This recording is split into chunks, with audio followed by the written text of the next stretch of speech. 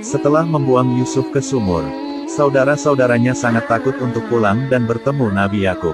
Mereka pun menunggu sampai malam agar bisa menutupi keburukan mereka. Mereka juga memiliki ide untuk mengatakan kepada Yakub kemana Yusuf.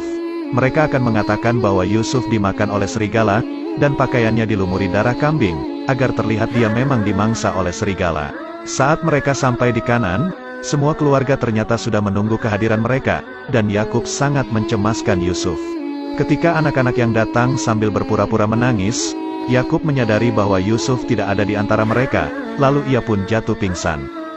Saat sudah sadar, Yakub bertanya kepada Yahuda, apa yang sebenarnya terjadi. Yahuda dan Samun menceritakan, jika Yusuf dimangsa oleh segerombolan serigala saat mereka sedang menggembala kambing. Dengan sandiwaranya mereka semua mengarang cerita, seakan-akan kejadian itu sangat mengerikan bagi mereka.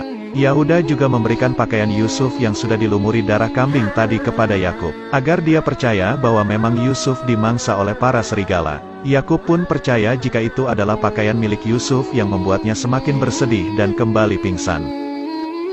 Tak berselang lama, saat Yakub sudah sadar, dia mulai curiga terhadap anak-anaknya, jika cerita yang mereka ceritakan itu telah dibuat-buat, karena menurutnya serigala yang memangsa Yusuf sangat baik hati.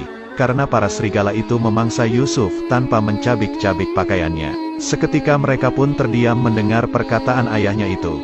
Zulfa pun kembali mengingatkan mimpi Yakub tentang seorang anak yang diserang kawanan serigala waktu itu. Tapi Yakub tidak percaya kalau Yusuf diserang oleh kawanan serigala, karena bajunya saja tidak ada yang robek sedikit pun. Yahuda dan Samun merasa aneh kenapa pakaiannya masih utuh, dan masih berpura-pura tidak tahu apa yang telah terjadi. Yakub memang tidak tahu apa yang sebenarnya terjadi, tapi dia memperingatkan kepada anak-anaknya, karena mereka telah dikuasai oleh hawa nafsu. Dan dalam peristiwa ini, setan telah menghantui mereka semua. Setelah Yakub pergi, mereka mulai cekcok. Karena Yakub tidak mempercayai perkataan mereka semua. Mereka juga akan terus bersandiwara sampai ayahnya bisa percaya apa yang mereka katakan tadi. Sementara itu di sumur, Yusuf didatangi oleh malaikat wahyu yaitu Jibril. Yusuf kaget melihat sosok malaikat Jibril dan menanyakan siapakah dirinya. Lalu Jibril mengatakan bahwa dia adalah utusan Allah, untuk menemani dan membuat hati Yusuf tenang. Yusuf langsung menceritakan kejahatan saudara-saudaranya sampai dia babak belur kepada Jibril. Jibril pun mengatakan dengan izin Allah, luka di tubuh Yusuf semuanya sudah sembuh. Yusuf kembali pertanyaan bagaimana cara mengobati luka hatinya yang telah dizolimi oleh para saudaranya. Tapi dia tidak ingin saudara-saudaranya itu dihukum karena dia sangat menyayangi mereka semua. Yusuf hanya bingung kenapa para saudaranya tidak menyukainya, dan apa salahnya kepada mereka. Jibril menjelaskan, setelah peristiwa ini kelak keturunan Bani Israel juga akan melakukan hal yang sama kepada keturunan Nabi, bahkan sampai membunuhnya. Semua Nabi akan mendapatkan perlakuan buruk dari mereka ini. Makanya keturunannya nanti akan disebut Bani Israel. Itulah yang Yusuf takutkan. Kelak ia juga menginginkan agar mereka segera bertaubat kepada Allah. Jibril langsung menjawab perkataan Yusuf, jika nantinya dialah yang akan memaksa para saudaranya untuk bertobat. Setelah waktu yang cukup lama, Yusuf nantinya akan berkuasa atas mereka dan membuat mereka menyesali semua ini. Sebelum pergi, Jibril mengatakan kepada Yusuf kalau dia harus terbiasa menjalani banyak kesulitan. Keesokan harinya, semua warga Kanaan dan keluarga Yakub mencari Yusuf di sekitar ladang gembala yang biasa mereka tempati. Saat beberapa warga mereka di sumur Yusuf, malaikat Jibril kembali datang kepada Yusuf dan menyuruh Yusuf untuk tidur. Karena Allah berkehendak lain jika Yusuf belum boleh bangun dan kembali ke ayahnya Nabi Yakub. Tapi saat saudara-saudaranya mendatang Yusuf, dia pun terbangun dan mengatakan jika dia baik-baik saja, hanya saja dia merasa lapar. Lavi yang membawa bekal langsung memberikannya makanan, dan menceritakan keadaan ayahnya yang terus bersedih karena kehilangan Yusuf. Singkat cerita, ada sekelompok khilafah atau pedagang sedang berada di sekitar sumur Yusuf.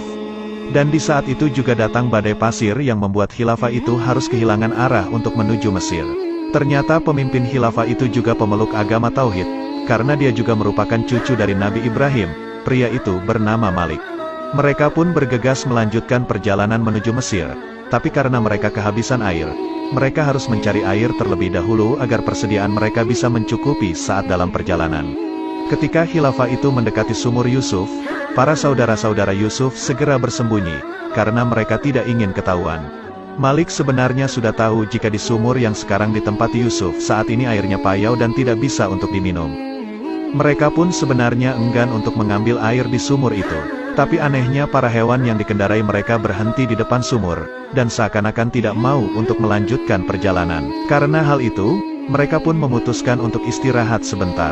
Di sana salah satu teman Malik berpikiran bahwa para hewan itu pasti mencium bau air, makanya berperilaku aneh seperti itu. Di saat itu juga ada kakek-kakek yang sedang merasa kehausan, dan menginginkan air yang sudah menipis.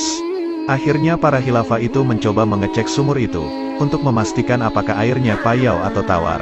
Dan dengan kehendak Allah, air sumur yang seharusnya payau berubah menjadi tawar, yang membuat Malik merasa aneh mengetahui hal itu.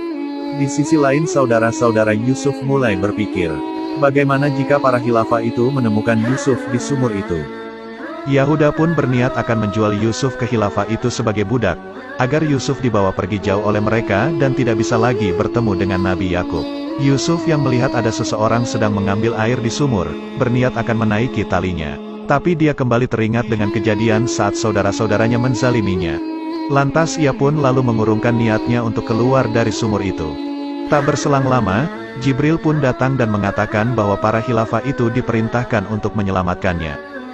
Tapi Yusuf juga harus ikut khilafah itu dan tidak boleh kembali ke ayahnya, karena dia akan ditugaskan untuk menyelamatkan hamba-hamba Allah di suatu tempat. Yusuf pun tak tega meninggalkan ayahnya yang selalu bersedih di rumahnya. Tapi Jibril mengatakan bahwa Yakub harus bisa bersabar berpisah dengan Yusuf bertahun-tahun, karena itu adalah kehendak Allah. Jibril juga berpesan kepada Yusuf, kalau dia tidak boleh menyebutkan nama dan jati diri kepada khilafah itu. Jika mereka menanyakan namanya, cukup menjawab bahwa Yusuf adalah anak sumur. Akhirnya Yusuf dikeluarkan dari sumur itu, yang membuat para khilafah itu terkejut melihat anak yang begitu tampan keluar dari sana. Yusuf terlihat sedang mencari keberadaan saudara-saudaranya, dan tak berselang lama mereka pun datang, lalu menyatakan bahwa Yusuf adalah budaknya yang kabur. Mereka pun berniat akan membawa Yusuf pulang, tapi Yusuf sempat mengatakan kepada Malik, bahwa mereka telah membuangnya ke dalam sumur itu, yang membuat Malik merasa iba terhadap Yusuf. Ketika Yusuf ditanya oleh Malik, apakah benar dia budak mereka, Yusuf hanya menjawab bahwa mereka punya kekuasaan atas dirinya dan penanggung jawab urusannya.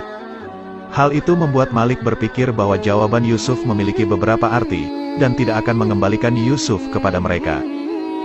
Yahuda pun berniat akan merebut Yusuf secara paksa, namun hal itu langsung dicegah oleh Lavi yang lalu menawarkan untuk menjual Yusuf kepada Malik.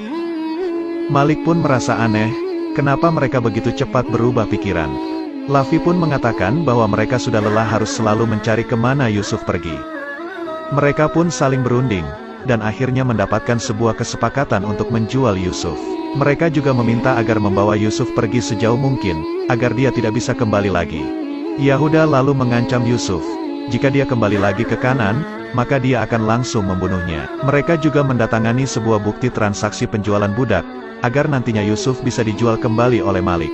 Sebelum pergi, Lavi mengatakan kepada Yusuf, bahwa para khilafah ini lebih baik dari mereka, dan menyuruh Yusuf untuk pergi bersama khilafah itu. Yusuf mengatakan bahwa ini semua memang sudah kehendak Allah, jika dia harus ikut bersama para khilafah ini. Dia malah lebih khawatir jika Lavi dan saudara-saudara lainnya tidak diampuni oleh Allah. Yusuf juga meminta Lavi untuk menjaga adiknya Benyamin di rumah. Setelah itu Yusuf pun pergi meninggalkan saudara-saudaranya bersama para khilafah menuju negeri Mesir.